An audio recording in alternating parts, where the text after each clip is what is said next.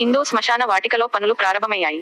ఈ నెల 14వ తేదీన దీపావళి పండగ నేపథ్యంలో కంటోన్మెంట్ తిరుమలగిరి హిందూ శ్మశాన వాటికను సర్వాంగ సుందరంగా తీర్చిదిద్దుతున్నామని 7వ వార్డ్ మాజీ సభ్యుడు పేరాసాని శ్యామ్ కుమార్ తెలిపారు. సంప్రదాయంలో భాగంగా హిందువులు తమ పూర్వీకులకు సమాధుల వద్ద ప్రతి దీపావళికి పూజలు నిర్వహిస్తారు. అయితే అందులో భాగంగానే శ్మశాన వాటికలో అన్ని ఏర్పాట్లు చేయాలని కోరుతూ కంటోన్మెంట్ బోర్డు సీఈఓ అజిత్ రెడ్డిని కలిసి వినతి పత్రం అందజేశారు. అందుకు ఆయన సానుకూలంగా స్పందించి 10 విద్యుత్ పోల్స్ తో పాటు మొత్తం వైరింగ్ చేయించి అందుబాటులోకి తీసుకురావడానికి సంసిద్ధం చేశామని శ్యామ్ కుమార్ వెల్లడించారు. అయితే శుక్రవారం శ్మశాన వాటికలో జరుగుతున్న పనులను పరిశీలించారు.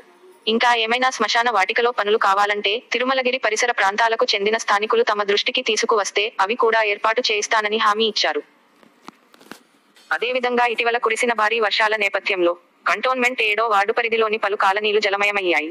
దీంతో స్థానిక మాజీ బోర్డు సభ్యుడు పేరసాని శ్యామ్ కుమార్ ఇతరధికారులు పర్యటించి పెరుమాళ్ హాట్స్ బాధితులకు రాష్ట్ర ప్రభుత్వం తరపున అందజేస్తున్న 10,000 నగదును వరద ముప్పు బాధితులకు అందజేశారు. ఈ సందర్భంగా బాధితులు స్థానిక నేతలతో పాటు రాష్ట్ర ప్రభుత్వానికి కృతజ్ఞతలు తెలియజేశారు.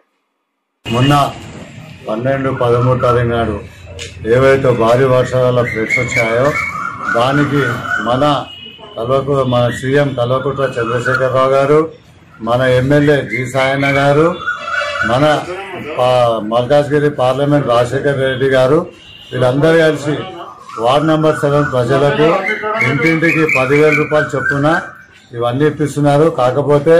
కాబట్టి వాళ్లకు మా వార్డ్ 7 నుంచి కృతజ్ఞతలు, వాళ్ళకు మాది థ్యాంక్స్ఫుల్. మా వార్డుకు వీళ్ళు ఎప్పుడు ఇట్లనే మా వార్డు ప్రజలకు ఇట్లనే చూడాలా, వాళ్ళకి స్కీమ్స్ అని అందియాలా కాబట్టి